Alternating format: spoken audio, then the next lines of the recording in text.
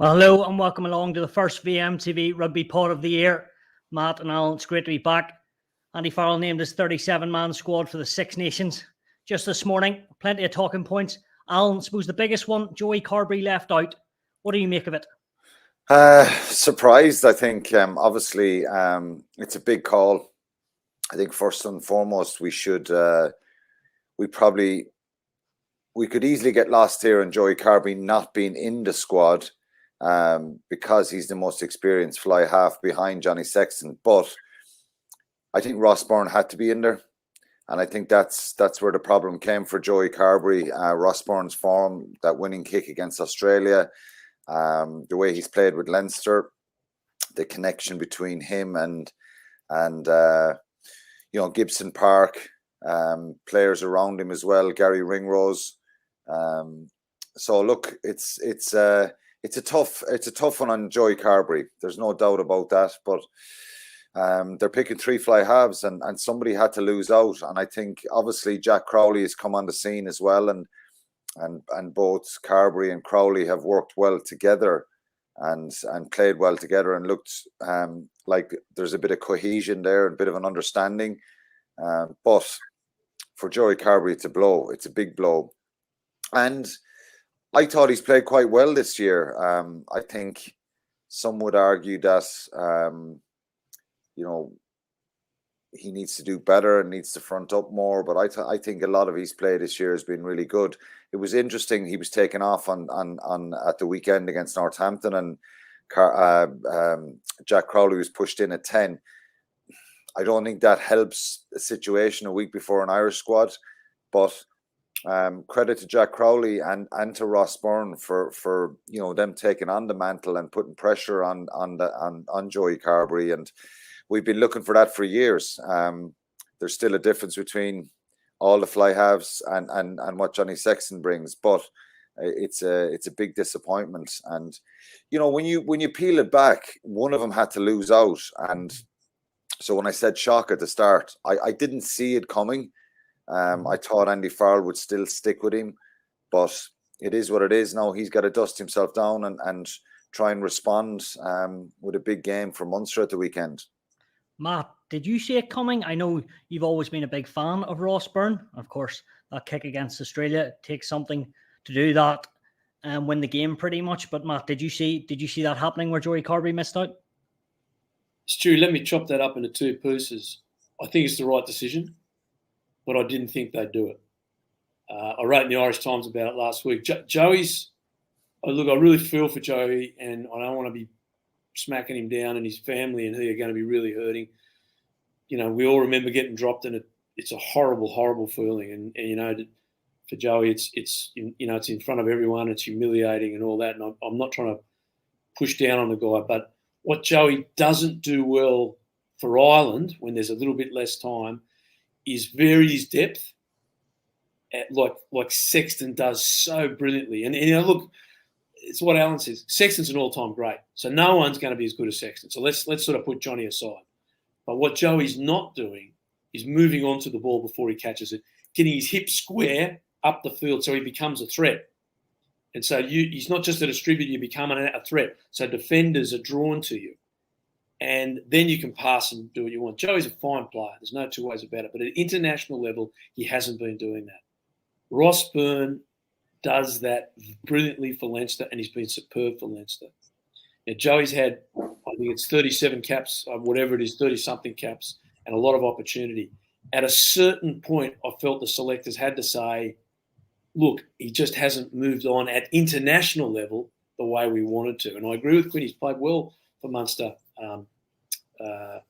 in the recent weeks. I think it's a really hard-nosed decision, a really tough decision. I admire them. I didn't think they'd do it. I just think Ross Byrne deserves another shot. And it's not me, Matt Williams, saying that. He's earned another shot. And especially when you consider that what Ireland are doing is playing a very similar system to Leinster, almost identical. I think that he fits into that system and is playing, doing the things I just said, moving onto the ball, varying his depth depending where he wants to attack, and getting his hip square up the field and becoming a threat. And you can see how flat he was last week, and beautiful skills. He's earned his shot at this. But again, I didn't think Farrell and his selectors would do it. But I do think it's, at this point, I don't think Joey's gone or finished, but I think Ross Byrne's earned his shot, and I think it's the right decision. Yeah, we may well see Joey come back in maybe for the World Cup if he has a good end of the season, of course. But Alan, in your eyes, who would be? I know there's plenty of rugby and it hasn't even started the Six Nations. Who is number 2 at the moment? Is it Ross Byrne or is it Jack Crowley? I don't know. I think what we saw in November when Jack Crowley stepped up, you would think that we don't know this yet because the pecking order would suggest that it's Sexton, Jack Crowley and Ross Byrne. It depends what they've seen in the last number of weeks. Jack Crowley's played a bit in centre, hasn't he? So he hasn't been starting at fly half. Ross Byrne has been playing consistently well with Leinster, given, Leinster have 20 players in this Irish squad. It's phenomenal. 20 players in the squad. That just shows the depth, the level they're at, the confidence they're at, the cohesion they have.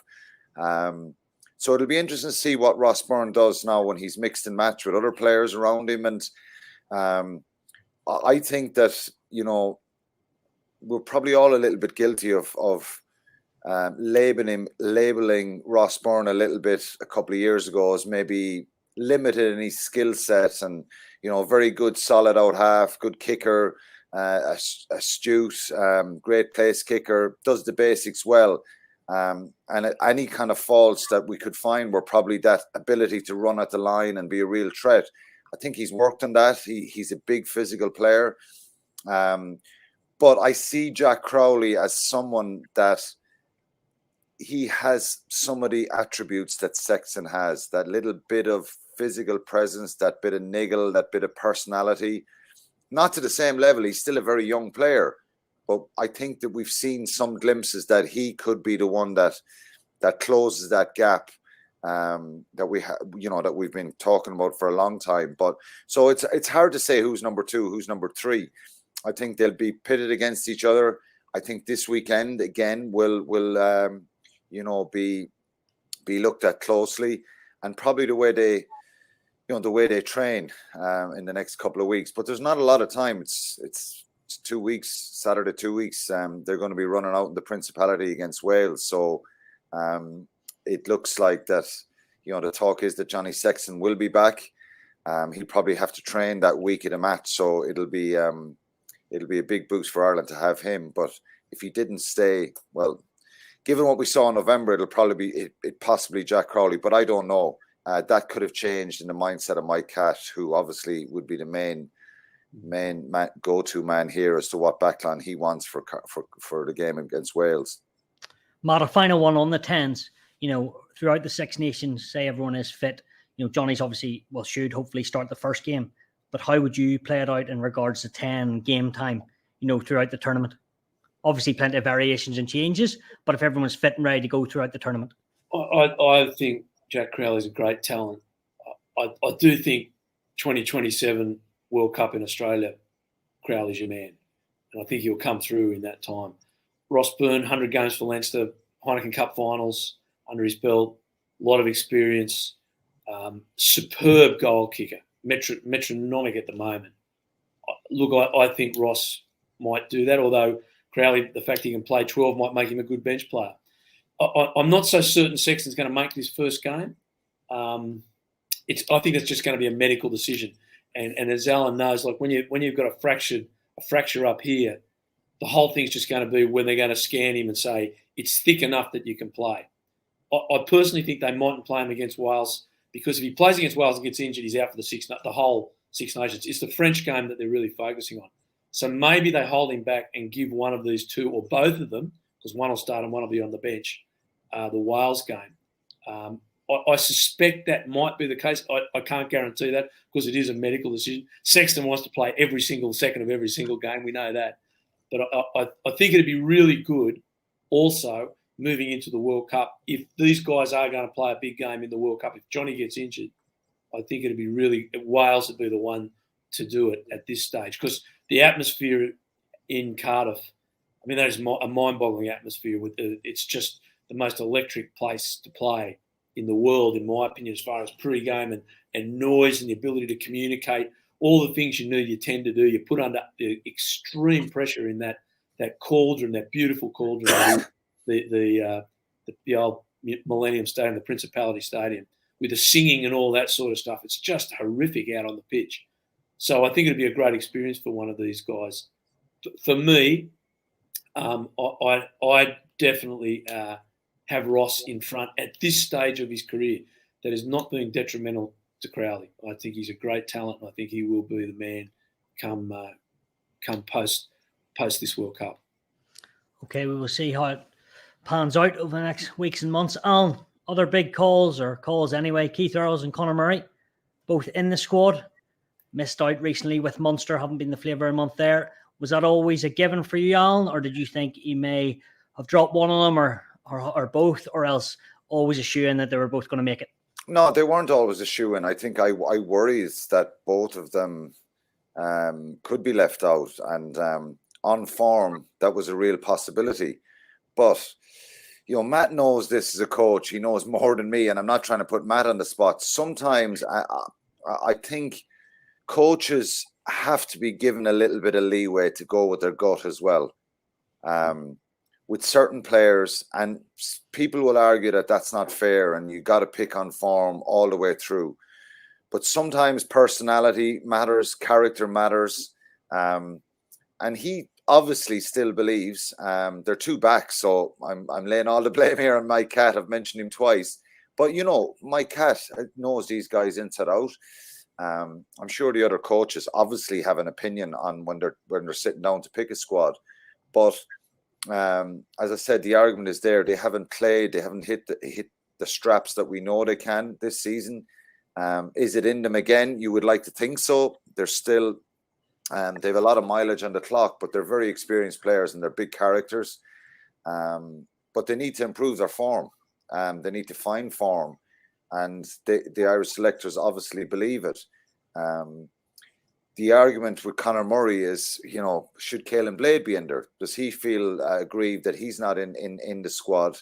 So you're going from an incredibly experienced player who was probably a couple of years ago the best scrum half in the world to someone who's inexperienced and has a lot of quality as well. So, coaches go with their gut feelings. And these are not form selections because both players didn't play last week against Northampton. They haven't had top-class performances the last few times. Keith Earls has been a very disrupted season with injury. So they're fortunate to be there, but there's a part of me that really thinks, I like the fact this situation, but I don't think either of them will start. But I think they've got to really add quality as regards the experience, presence in training, standards, all that kind of stuff. So again, you could pick holes in these selections, but there's a lot of experience and they are characters. And I heard this last week from certain people around the Munster squad. They were probably, brilliant leaders last week in the group with a lot of young players in Munster. And it does make a difference. You as a coach, you love to see that. I would have experienced being dropped before for this certain matches and disappointments and the inclination. The hardest part as a player is to put that smile on your face and get out in the training field and start encouraging other people. It's really difficult, particularly when you're young. As you get older, it's a little bit easier. It still hurts a lot, but you've got to get behind the team and support the team. And they did that last week. So I'm not saying that's why they should be in the squad. I think they're still quality players who need to find an extra gear now in the next couple of weeks and not just be part players of the Six Nations, but really pushing to try and get starts as well. Yeah, man. Can I throw something there? Just on Ross. Yeah. Sorry, Stu. The other thing I think there, Al, I think Farrell trusts them. And that trust is built up on their performances over many years. I agree they're not going to start. But really, when you're coming into this, you talked about coaches. They have never let their coach down. And Farrell knows that. And when you get that relationship with a player, where the player knows the coach believes in him, the coach believes in the player, I think they're good selections for the squad. And I agree with you. I don't think they're going to start, but I do understand. And they are players. I think that's a really important point, Matt. If Gibson Park was injured in the morning, do you play Craig Casey? There's an argument then to say, well, we'll start Conor Murray because he will do the basics really well. He'll be an extra defender for you, and you bring Casey on with that spark and that pace and stuff. So it gives you an option there, and they probably looked at these things. Someone like Keith Earls, if he comes into the team, if you know, he ended up being in the 23 and coming off the bench, he still has that ability to score tries, and he still has that quality. So it's trust, and that's a big thing, and that's what's swung in their favour here. Yeah. Matt, just on that, you know, one's got 100 caps, the other one's got 98. So it would have been a big call to leave them both out, wouldn't it? Like, they can add so much, even if, as Alan says, not playing, but in and around the camp. Yeah, and look, Quinny's pointed out exactly their recent form, but, you know, they were fantastic in New Zealand. They were fantastic last Six Nations, as in Connor wasn't starting a lot of those games. He was off the bench behind Jamison Gibson Park. But they're an integral part of that squad, and they've got money in the bank, if you know what I mean. They're not a young guy coming in where they've got to keep playing every day. These guys have got money in the bank. They've got 198 caps for Ireland where they've given their all, and that's where the trust comes from. They know what these guys are capable of. So even though they're not doing it for Munster just now, the coach has so much faith in their relationship and their past exploits in a green jersey. He selected them in a squad. Remember, it's not the starting 23, in a squad. And that's the right thing to do. You know, Keith would be fantastic, I think, off the bench at this stage of his career, because he covers outside centre as well. We haven't got a lot of players that cover outside centre at the moment with Robbie Henshaw out. So there's also reasons there. And Conor Murray, you know, he's captain of the Lions. There's a whole lot of leadership that you bring in around the squad that isn't just about the jersey. You know, it's about what extras do these guys bring into the squad. And leadership away from home is everything. And, you know, look, I don't argue with any of those. I think they're good selections in the squad to drive it through, looking towards a World Cup. I think they're really good. And I think they will be there or thereabouts at the World Cup. They'll take 3 nines, and I think Conor will definitely go. And Alan, I think it's fair to say he's a different type of 9 to the other two, Conor Murray. Yeah, he is. I think the game keeps changing all the time. We're back to quick deliveries and just moving the ball away, and it's probably a couple of years that's happening. Conor's biggest strength is his all-round game. I think he's really good at everything. Is he as quick as Craig Casey or Gibson Park? Probably not. But you'd love to think that Conor, he's the kind of fella I think he needs games. He needs a regular run of games. And it's difficult. Munster have 3 scrum halves. Paddy Patterson is someone who I wouldn't be amazed if he comes in the mix in the next few months or possibly comes to the attention of Andy Farrell. But you can only pick 2 when you're 23, and they're judgment calls sometimes. But Conor Murray offers, you know, that experience, that quality, that kicking game. If there's any fault, it's just the delivery needs to be quick and snappy, and that's what the modern day game requires. But he hasn't, you know, as Matt said, this guy's played in 3 Lions tours.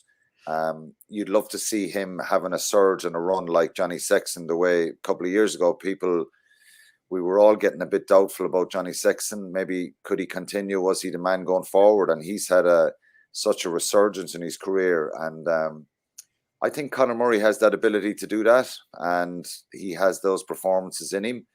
And the way the game has gone now, it's you change it up with substitutions, and there's a lot of rotation. And the older you get, too much rotation doesn't benefit you sometimes, because you need to keep that sharpness up. Younger players can nearly come in with that burst of energy.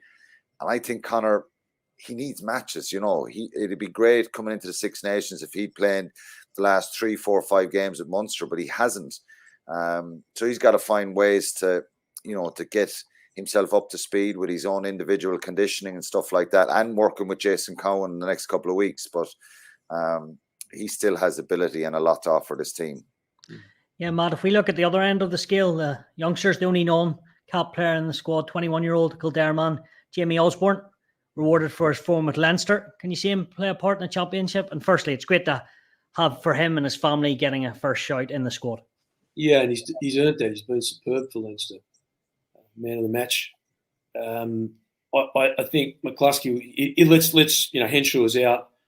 Where does Bundyaki go?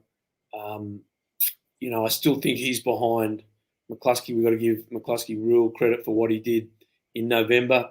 I thought he was superb every opportunity he got. But I do believe Henshaw will be back, even though he's not named in the squad. I think he'll be back maybe for the Italy game, maybe for the mid game. If he's got a minor wrist injury, I believe. Now, but again, it's depth, isn't it? Look who's been left out of the squads. These guys are getting experience. Because Henshaw's out, he'll be in the squad. He'll learn. He'll be around. He mightn't start. I don't think he will start, depending on what happens with Bundyaki. And I think as I said, he's the number 4 centre in that group. But he is a player of the future. As I said, like Crowley, he's the next World Cup. You could certainly see Crowley and Osborne forming a partnership for Ireland going forward towards 2027. So very exciting.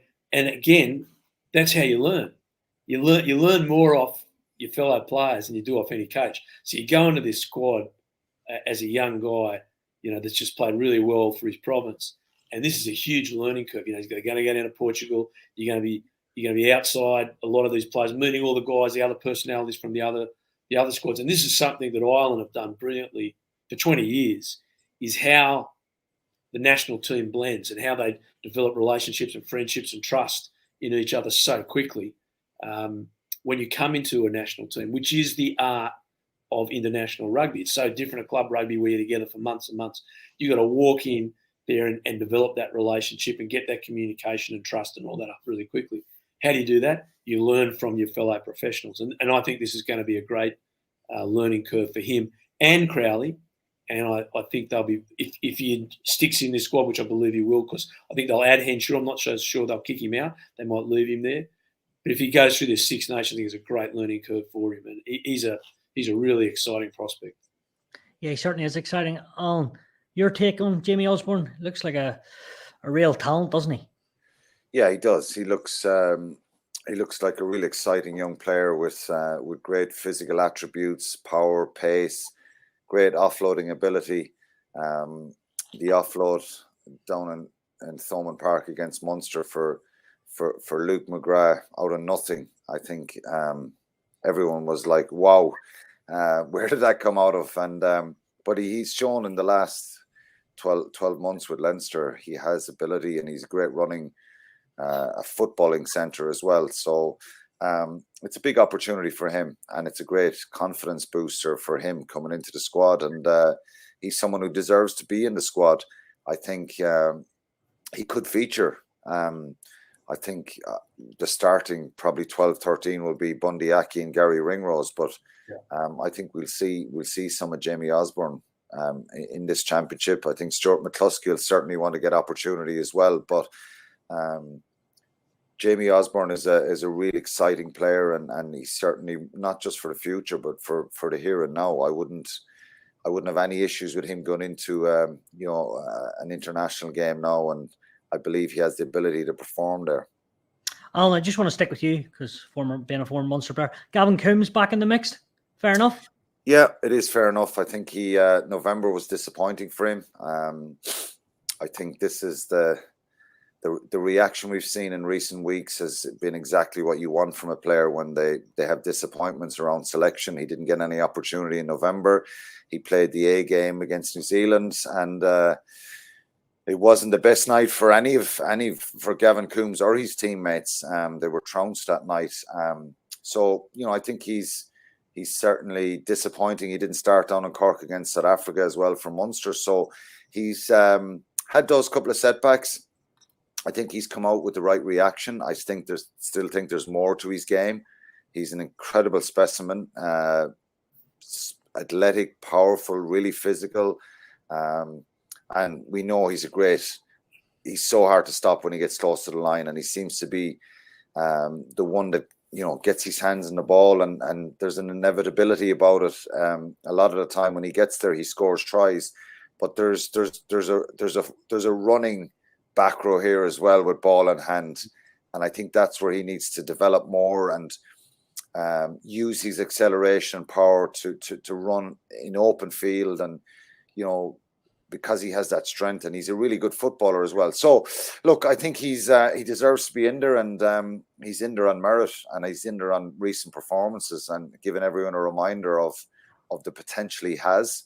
The next level is the interesting one, and I think the ability is there. He just needs to find it and bring a little bit more attitude and aggression to his performances. He's a very laid back, kind of nice guy. I think there's a bit of an aggression needed there, and I think because physically he can match anybody, and I think he's a really, really intelligent footballer as well. Matt, a province which has struggled, as much as I hate to say it, over the last couple of months, Ulster. A few players have missed out, probably cost them because of their club form. You know how the results have gone. Nick Timmody and Kieran Treadwell. What do you make of that? Tough on them, because they had a great season last season. Also, they played superb rugby, and that's just deserted them, hasn't it, at the moment? And look, you've got to pick the quality of the players around is so high at the moment. And again, the coaches, we need to give the coaches a lot of credit. You look at Prendergast, Leinster guy's gone over to Connacht, given the opportunity down in New Zealand against the Maori in the A games, and he's forced his way in on form. And that's what you want. You want competition within that. Henderson is also back, so that's pushed Kieran Treadwell out. But it's great to see Henderson back. Ireland need him either starting or on the bench in their 23. So, look, it's no one wants to see players miss out. But in the same breath, what you've got to have is ultimate competition within the group, where you've got to scratch, fight and bite to get in. And as Alan said, full credit to Coombes, because he was poor in November. And how do you answer that? You just got to get out and play. You can't talk your way out of those situations. You've got to act it. And he has. Same thing for these guys now up in Ulster, who were given opportunities last Six Nations and in the A games. They haven't played to the same potential. So what do? Do you sit around and whinge and moan and say it's bias or anything? No, you don't. Just get out there, roll your sleeves up, and you've got to get into it. And you've got to do exactly what Quinny said. You've got to have a bit of aggression, a bit of a dog, and a bit of mongrel about you to fight your way back in. And that's exactly what you want. And I would say another one there that has had to do this is Ryan Baird. Got an early start, might have got a bit in front of himself, I've heard. Seems like a nice kid. But he got dropped. It said, listen, you're not doing the right thing. So he went away, probably reinvented himself as a back rower. We was playing second row before. Hugely athletic and talented guy. He's done the same thing. So all this is about competition, Stu, in every position. And I think it's a really healthy thing. And I look, I know the quality of those Ulster guys. Lovely blokes, a lot of them. I've met a couple of them. They're really nice young men. And they've been given a little punch in the nose like Joey Carbery has. They'll go away, get your competition up, get your head around it, fight for your position. And Ross Byrne is another great example of that. Written off, everyone puts him up. I'm not, Ross Byrne said, I'm not accepting that, and I'm going to show you, and I'm going to prove it, and I'm going to earn it. All of that, Stewie, that is real. I know it's hard for the Ulster boys and hard for you as an Ulster man, I know, but it's great for Irish rugby. It is. I looked at that squad, and I went, wow, that is a really powerful squad. Jacob Stockdale, he's still in there fighting the Ulster flag. I know you quite like him when he gets going. He just needs a bit of confidence, I would say. What do you think? Or my only fault with Jacob is that bit of grit and determination and ability to fight for 50-50 situations, i.e. high balls in the air. I think he's a wonderful player. That left boot is an incredible asset to have on any team. I'm stealing Matt's line from before we went on here when he spoke about James Lowe and the ability that Ireland have. It's brilliant to have that option to clear your lines, to do crossfield kicks, to do that wiper option, all that kind of stuff. And Jacob Stockdale, let's not forget, 2018, he was wonderful for Ireland. Had to probably get back and get stronger defensively again. Similar situation. James Lowe, had those problems, and look at him now. It's a timing thing.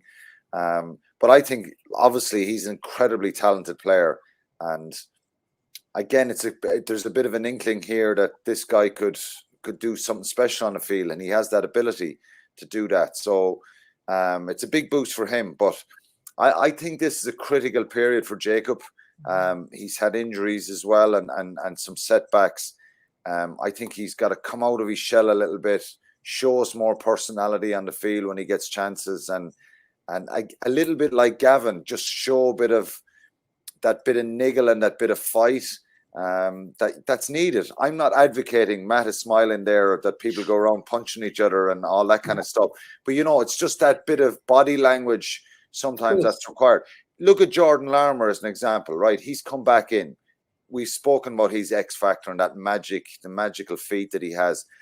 I've seen, Jordan Larmour the last few weeks hitting mauls, counter-rucking, incredibly aggressive, and I think Jacob needs a little bit of that. It's just that fight to say, I'm getting a hold of a jersey here, and if somebody wants it back off me, I'm going to fight like hell for it.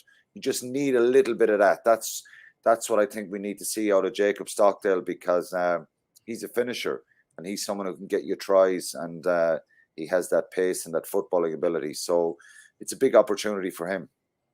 Yeah, and Matt, overall, 37, but it's a good, strong squad, and rightly so. Well, you got to remember Ireland are number one in the world, but plenty of competition across the board, isn't there? Absolutely, Stu, and it's again we've got to give Andy Farrell and his coaches a lot of credit.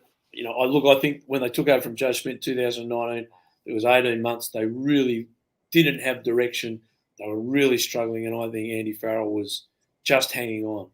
And since November 21, the coaches have turned things around. They've really had a good plan. Look what they've done with all these A games and development matches that they've put together. And the coaching staff, the national coaching staff, have taken that on and worked their absolute bums off, because they had to do Saturday, Wednesday games in New Zealand, Saturday, Wednesday games in November.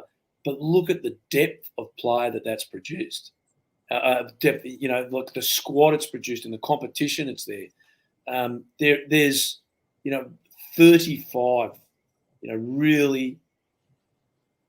real options for starting in a test match. We know what probably the best starting team is, but there are so many other options there, so that the problems in past World Cups, we've had injury and the players haven't been ready.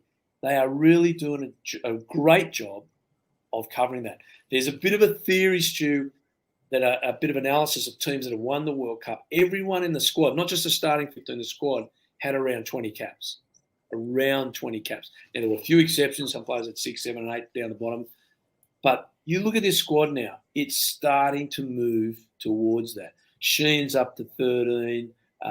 Some of the other guys there, I know McCarthy's only got 1, but a lot of the players in that squad are getting up into double figures. The fringe players are double figures as well. And that's what you want going into a World Cup. I think Andy Farrell and his staff are to be commended for the quality of this group and how Matt, if I could say that I agree with you, and I think in case there's any arguments from any of the listeners or people who are saying that there's not enough changes since the last World Cup, I'm counting the numbers here, and I think it's 20 of these guys were not at the World Cup in 2019. Yeah. So there has been a massive shift. Now, there's 1 or 2. I don't have the World Cup list with me, but it might be it might drop back to 19. But there's 19 or 20 of these guys who were not at a World Cup in this squad.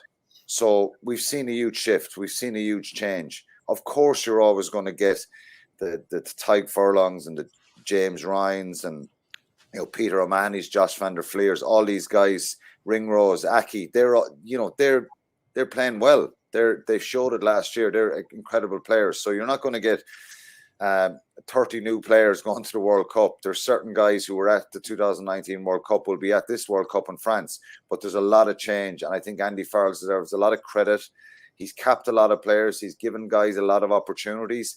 And I still think in the next number of months, there's still room for other guys to really stake a claim And we may see one or two surprises come that 23 that's probably announced the end of August, or that squad that's picked for the World Cup at the end of August. So there has been a lot of change here, and it's exciting. But I don't think we'll get carried away. I don't think this Six Nations is going to define Ireland.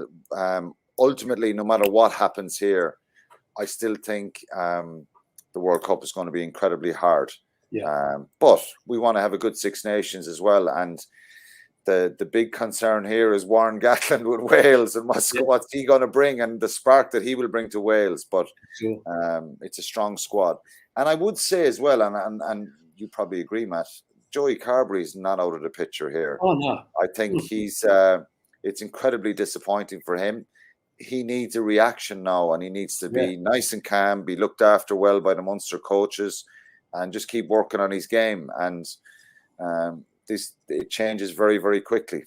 Yeah, a final point on that. Sorry, Matt, before you come in. Just you're talking about caps and new players, which they've done so well, but also the average. I know there's Sexton is obviously over 100 caps and Murray's got 100, but the average across the board is 35, as far as I know, as far as I looked at. And like, that's a pretty good place to be in, isn't it? Oh, I think it's a great place to be in, mate. You need, look, experience is so important at international level, and you know, dealing with situations that, you know, there's going to be a day in the World Cup, as there is for every team that's won a World Cup or made a final, where you're not playing well for a certain period in a game, and you're going to have to. Coach can't dig you out of that. Once you're on the field, you're on your own. The players have got to dig their way out of those things, or find a way. They're in front by 3. They got to close it down, shut that game down. Experience does that. Conor Murray, that's the guy who won on the field to close the game out. So, Stu, I think this is in a really strong position. I'm not saying we're going to win the World Cup, because this is going to be a super tight World Cup. Super tight. You know, any of the top 6 teams could do it. Australia and England are on the better side of the draw. Like, this is the closest World Cup I've seen since, and I've seen them all. I think this will be the closest as far as who's going to win it in the history of the World Cup. But I think Ireland are in a really strong position now. Joey Carbery, to finish off on Quinny's point, needs to do. We're not talking a bit old school here. He needs to do exactly what you said, Alan. He needs some dog. He needs to get angry. He needs to get really angry about what's happened to him and take that out on the field, because he is not finished. He's a quality athlete, a quality player. But it's competition, and that's what it's about. It's getting the competition inside the squad before you go outside. To me, and I agree with Quinny about Gaddy, but the French game, that's 1 and 1. To me, that's 1 and 2 in the world right now. That's going to be a great, great day. I'm looking forward to that. That's the day I'm really looking forward to. And France are going to come over with all guns blazing. So it's a great Six Nations. And Ireland, I don't think there'll be a Grand Slam this Six Nations. I think it'll be I don't think everyone will go through undefeated. But I think whoever comes out on top on that France Ireland game, that could be they could go on to win the championship. Well, Matt, I'll stop you there because we're going to preview round 1 in a couple of weeks. But thanks very much, Alan and Matt. As always, don't forget to like and subscribe to the podcast. And of course, we'll be back the week before round 1 as Ireland play Wales on February the 4th on Virgin Media. Thanks, guys.